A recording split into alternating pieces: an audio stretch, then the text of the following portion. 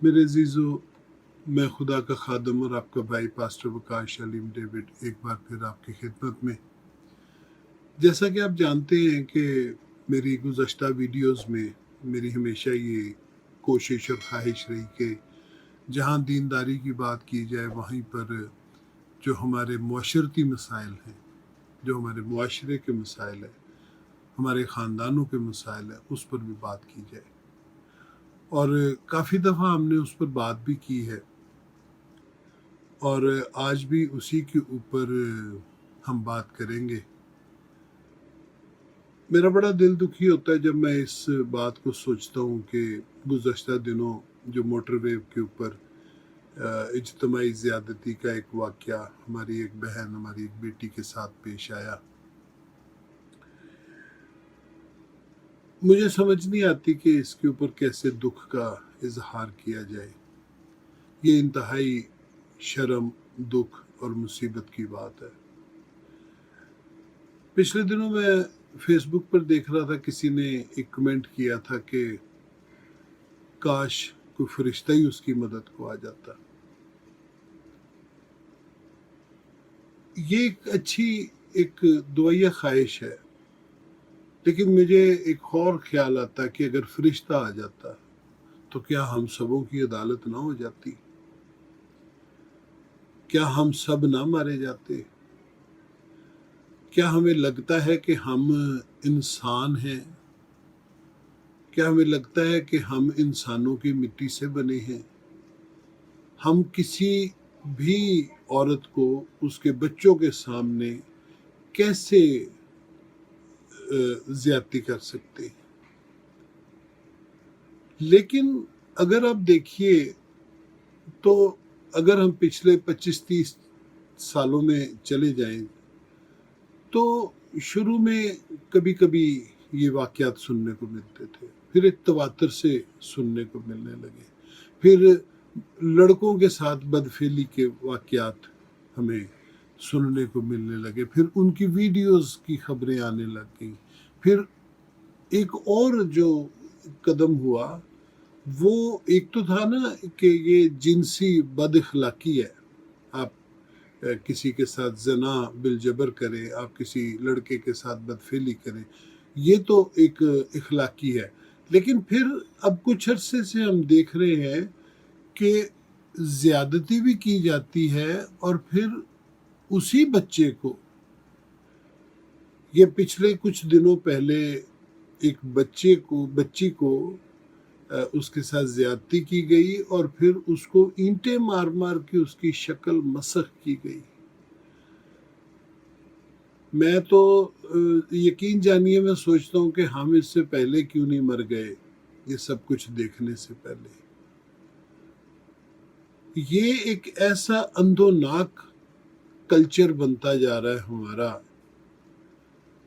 कि बस है। और ये कहाँ से आते हैं? ये हमारे घर के लोग हैं। और ये घर में कहाँ से पैदा हो जाते हैं? ये माँ बाप पैदा करते हैं। माँ बाप की तरबियत है जो लड़कों को बेलगाम बना देती है, लड़कियों को गुलाम रखते हैं। लड़कियों की कोई वक़्त नहीं, बहनों की कोई वक़्त नहीं, माँओं की कोई वक़्त नहीं। आदमी घर में आए, औरत उसको पानी पिलाए, लड़का घर में आए, बहनें उसको पानी पिलाए, खामद घर में आए, बीवी उसको पानी पिलाए। लड़की को हमने गुलामी की सोच दे दी और लड़के को ये सोच दे दी कि वो उसके साथ कुछ भी कर सकता है, और अगर वो उसके साथ कुछ भी कर ले शादी से पहले किसी भी लड़की के साथ, तो कहा जाता है वो कोई बात नहीं, बच्चे हैं, जवान होगा, समझ जाएगा, इसकी शादी कर दो, ये ठीक हो जाएगा। और शादी के बाद अगर कोई लड़का ऐसा करे तो कहते हैं हो ही जाता है। लड़की को कहते हैं तू बेटा सब्र शुक्र कर, कोई बात नहीं, ये ठीक हो जाएगा। और यही वो आदतें हैं, यही वो बातें हैं जिन्होंने हमारे नौजवानों को जानवर बना दिया है। کیا ہماری دینی درسگاہیں، ہماری دینی مقام کیا بھرے نہیں ہیں؟ پھر اثر کیوں نہیں ہو رہا؟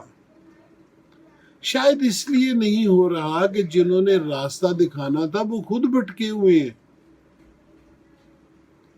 جو رہنما تھے وہی لوٹنے والے بن گئے ہیں۔ ہم جا کدھر رہے ہیں؟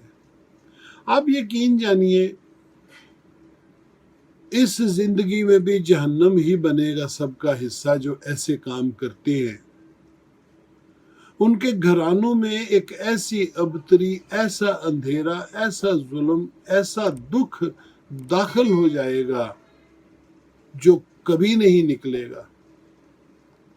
میں آپ کو ایک بڑے بھید کی بات بتاؤں، لوگ سوچتے ہیں ہم توبہ کریں گے اور معافی حاصل کر لیں گے۔ کس کی؟ جو گناہ آپ لوگوں کے کرتے ہیں، جس کو ہمارے معاشرے میں کہا جاتا ہے حقوق العباد، وہ نہیں اللہ معاف کر سکتا، وہ خدا نہیں کر سکتا۔ بائبل میں کہیں نہیں لکھا کہ میں کسی کے پیسے مار لوں، میں کسی کے گھر پہ قبضہ کر لوں اور میں پھر کہوں 10 سال بعد کہ خداوند مجھے معاف کر دے اور وہ مجھے معاف کر دے۔ ایسا ہو نہیں سکتا۔ جو کوئی یہ کام کرتا ہے بچوں کے ساتھ، لڑکوں کے ساتھ، بچیوں کے ساتھ، میری تو روح کانپتی ہے۔ 2 سال کی بچی، 3 سال کی بچی، 2.5 سال کی بچی، 4 سال کا لڑکا، توبہ توبہ ہے۔ جو لوگ یہ کام کرتے ہیں اس کے بعد وہ کوئی بھی حج کر لیں، وہ کوئی بھی عبادت کر لیں، وہ کتنے بھی روزے رکھ لیں، وہ کتنی بھی معافیاں مانگ لیں، وہ اپنے گھٹنے تھکا لیں سجدے کر کر کے، ان کو معافی نہیں ملنے والی، کیونکہ جس شخص کے ساتھ زیادتی ہوئی، جس عورت کے ساتھ، کس بچے کے ساتھ، جس کے بچے کو لاش مسخ کر کے پھینکی گئی، کیا وہ آپ کو معاف کرے گا؟ وہ کرے گا تو معافی حاصل ہوگی، ادروائز یہ نہیں ہونے والا۔ یہ گناہ قائم رہیں گے چاہے کچھ بھی ہو جائے، چاہے کچھ بھی ہو جائے۔ میں نے قرآن شریف بڑی تفصیل سے پڑھا ہے، میرا بہت مسلمانوں سے میل جول ہے، بھائی ہمارے، بائبل بھی بہت پڑھی ہے۔ جو شخص کسی انسان کا گناہ کرتا ہے وہ نہیں بخشا جائے گا جب تک کہ وہ اس سے معافی نہ حاصل کر لے۔ کیا آپ کو خوف نہیں آتا؟ میں اس نسل سے بھی بات کر رہا ہوں جو یہ کام کرتی ہے، اور میں ان کے والدین، ان کے بہن بھائیوں سے بھی بات کر رہا ہوں جن کے درمیان وہ پلتے ہیں اور پھر بعد میں انہی کے ساتھ رہتے ہیں۔ عدالت میں ان کو وکیل بھی مل جاتا ہے۔ کیسے بے حس، بے ضمیر لوگ ہیں ہمارے معاشرے میں، ہمارے خاندانوں میں۔ معاشرہ کہاں سے بنتا ہے؟ معاشرہ خاندان سے بنتا ہے۔ اور اگر خاندان بے حس ہو جائیں، اگر خاندان مر جائیں روحانی طور پہ، وہ اپنی آنکھیں بند کر لیں اور ان کو نیکی اور بدی کی تمیز نہ رہے، تو پھر کیا ہے؟ ہمارے پاس جہنم کا ایک دروازہ کھلا ہے۔ میں ان بڑوں سے بات کر رہا ہوں جو ذمہ دار ہیں، جو بڑے ہیں، جنہوں نے راستے دکھانے ہیں، جنہوں نے راستے متعین کرنے ہیں۔ کیوں نہیں کرتے؟ کیوں جانور پیدا کر رہے ہیں؟ کیوں ان جانوروں کو معاشرے میں بھیج رہے ہیں؟ غور کیجئے، اس کے اوپر بہت بولا جا سکتا ہے، لیکن کتنا، کیا بولیں؟ جو سمجھنا چاہتا ہے اس کے لیے تو ایک لفظ بھی کافی ہوتا ہے، خدا را رحم کیجئے، ہم سبوں پہ رحم کیجئے، خود پہ رحم کیجئے۔ وہ کام مت کیجئے جس کے بعد دروازہ بند ہو جائے، جو کہ بہتوں نے کر بھی لیا اور ہو بھی گیا اور کھلے گا بھی نہیں۔ مجھے تو ابھی پرسوں رائے گڑھ میں ایک واقعہ ہوا ہے، ڈکیتی کے درمیان پھر یہی رپیٹ ہوا ہے۔ وہ عورت اپنے خاوند کے ساتھ، اپنے رشتہ داروں کے ساتھ کیسے زندگی بسر کرے گی؟ جس کا موٹر وے پر حادثہ ہوا ہے، وہ اپنے بچوں سے کیسے آنکھیں ملائے گی؟ کیا ہوگا؟ وہ بچی مروا کا خاندان کیا کرے؟ کیا کرے؟ ہم کیا کریں؟ میرے ملنے والوں میں ایک دفعہ ان کے خاندان میں ایک حادثہ ہوا، اور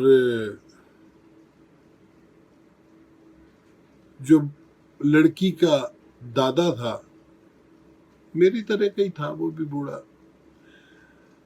اس نے پنجابی میں کہا، ہون پانبڑ بالو تے مینوں اودے سٹو۔ کچھ دکھوں کا کوئی حل نہیں ہے سوائے اس کے کہ ہمیں ہی آگ میں پھینک دیا جائے۔ غور کیجئے اور رحم کیجئے۔ خداوند آپ سب کو ہدایت دے۔ میں یہ تو نہیں کہتا برکت دے، ہدایت دے۔ غور کیجئے اور سوچئے۔